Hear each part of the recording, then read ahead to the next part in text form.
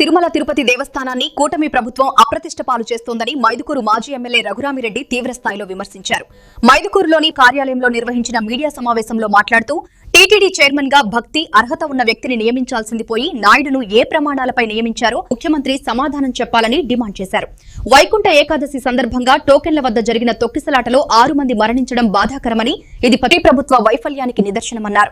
అదేవిధంగా తిరుమల తిరుపతి దేవస్థానంపై బీఆర్ నాయుడు చేసిన వ్యాఖ్యలను తీవ్రంగా ఖండిస్తూ అవి దుర్మార్గమైనవని పేర్కొన్నారు. వివిధ దేశాల్లో కూడా అటువంటి భక్తులంతా కూడా అటువంటి పవిత్రమైనటువంటి ఈ యొక్క తిరుమల తిరుపతి దేవస్థానాన్ని 2024 ఎన్నికల తర్వాత వచ్చినటువంటి ఈ కూటమి ప్రభుత్వం ఎన్ని రకాల ఆ యొక్క దేవాలయానికి అప్రతిష్ట పాలు చేయాలో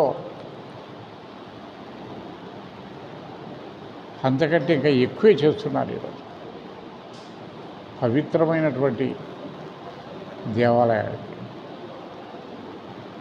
దానికి ఎవరైనా సరే ఒక ధర్మకర్తల మండలి ఉండాలంటే గిన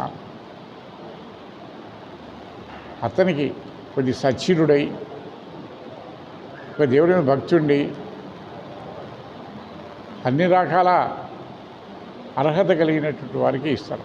మరి ఇప్పుడు ఉన్నటువంటి చైర్మన్ బొల్లినేని ఈ నాయుడు రాజగోపాల్ నాయుడు ఏ అర్హత ఉందని మరి అతని చైర్మన్గా నియమించడం జరిగిందో అది చంద్రబాబు నాయుడు గారే జవాబు చెప్పాలి. ఏ అర్హత ఉంది అతనికి ఒక టీటీడీ బోర్డు చైర్మన్ అంటే కినా more than cabinet rank minister. అతని అర్హత ఏముంది ఒక్కటి చెప్పాలి. అర్హత ఉండేది ఒక్కటే అతనికి. ఒక TV5 ఛానల్ పెట్టుకున్నాడు. ఆ TV5 ఛానల్లో చంద్రబాబు చెప్పేటువంటి మోసాలన్నీ కూడా హైలైట్ చేసేయాలా, అతను చెప్పే అబద్ధాలన్నీ హైలైట్ చేయాలా, అన్నిటికి మించి జగన్మోహన్ రెడ్డి గారి మీద దుమ్మెత్తిపోయాలా, అతన్ని విమర్శించాలా.